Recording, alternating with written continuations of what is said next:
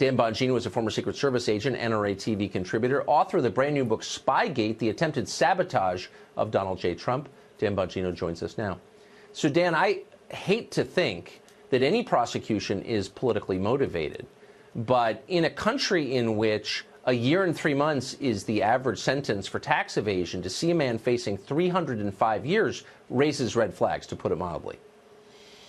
Tucker, this case is a disgrace. Listen, I was a federal agent. I don't know Paul Manafort. I don't know what he's guilty of or not guilty of, but I am familiar with federal investigations and the tactics used. And I can tell you with a clean conscience, I have never, ever seen heavy-handed government tactics like this used for what is essentially a process crime and basically a white-collar crime for a guy with no criminal pedigree at all to speak of. This is unheard of. You know, you said at the beginning of the show, justice is supposed to be even-handed. It's supposed to be blind, too, Tucker, but it appears to be blind only to Democrats. Paul Manafort is guilty of something. He's guilty of helping Donald Trump win, and that's what's bothering the Mueller probe. So what's so the point of criminal punishment is to render justice, to do something proportionate, appropriate, to send the statement, we don't accept this kind of behavior. That's why we punish tax evasion, and we should. And also to protect the public, to make sure that someone who's a threat to the rest of us is no longer walking free. In this case, the prosecution didn't even explain how he defrauded the banks. Did the banks lose money? I don't think they did. They didn't explain how much he should have paid in federal taxes but didn't. And I don't think there's a single person in America who feels a physical threat or even a moral threat from 69-year-old Paul Manafort. I mean, they're not even pretending this isn't political. No, they're not. If they are, they're doing a really poor job. And it really begs the question, Tucker, if the federal government and all the taxpayer assets that support it thought Paul Manafort was such a threat to the republic, why didn't they warn the Trump team? Barack Obama was the president of the United States, not the Democrat Party.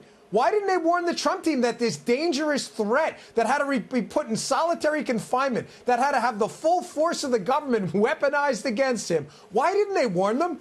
The answer is because they didn't believe that. I told you, Manafort is guilty of something. He's guilty of helping Donald Trump win. And by the way, Tucker, some of the same process crimes and suspicious activity Mueller's accused Manafort of, ironically enough, Democrats accused of the same thing, or people connected to Democrats, seem to have gotten up to this point a relatively free legal pass.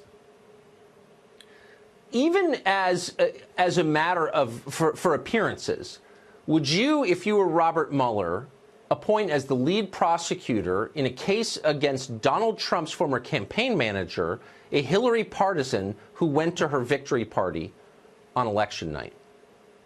Tucker, they're not. I'm laughing because this is a joke. They're not even hiding it. Can I double down on you? Yeah. How about this? Andrew Weissman, yes, attended Hillary's party. Jeannie Rhee, who was one of his lead prosecutors in the case, represented the Clinton Foundation. Aaron Zebley, Tucker, another prosecutor in the case who's friendly with the whole Mueller crew, represented one of the Clinton guys involved in the destruction of the BlackBerries as a lawyer. This is really happening right now. And by the way, other ones are donors to Democratic candidates. You would think a guy with Bob Mueller's level of intelligence, no one's claiming he's a dumb guy, by the way. You would think he would be smart enough to pick this out and pick other lawyers and at least attempt to look nonpartisan. For some reason, they don't seem to care. Yeah, or they're totally lacking in self-awareness. Almost everybody in that world is lacking self-awareness because they don't know anyone who disagrees with them, which is part of the problem. Dan Bongino, thank you, as always, for the clear explanation.